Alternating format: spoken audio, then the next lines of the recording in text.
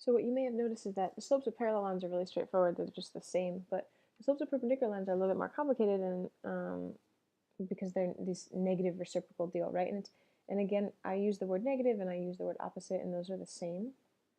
And so if we want to find the negative reciprocal or the opposite reciprocal, I'm just going to do a few examples of that and then give you a chance to try it, because it's not hard, but like it can be a little bit tricky. So if I want the negative reciprocal of -4, so first I'm going to make this a fraction. So I'm going to just put it over 1, and then I can see more easily, oh, well, it has to flip over. And this is a negative, so this should be a positive. So the negative reciprocal of -4 is 1/4.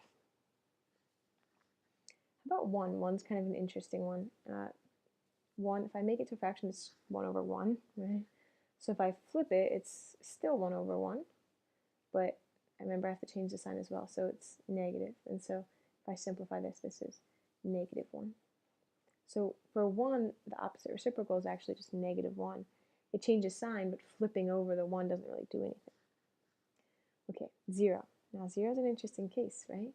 So we can make it into a fraction, same as always, and I'll put 0/1. And if I flip that, and I put 1/0, hopefully you're thinking to yourself, wait a second, I can't divide 1 divided by 0. That doesn't work. Does anyone remember what 1 divided by 0 is? Well, I'm not allowed to divide by 0, so what's the word that we used? This is undefined, okay? The opposite reciprocal of 0 is undefined. And this makes sense, right? Because I want you to think, like, remember a slope of 0 looks like this? And a slope of undefined looks like this? So that makes sense, right? They meet at a 90-degree angle and they're perpendicular. Let's do one more. The opposite reciprocal of 1/2. Okay, well, this is already a fraction, so I'm going to flip it over. This is positive, so I'm going to make it negative.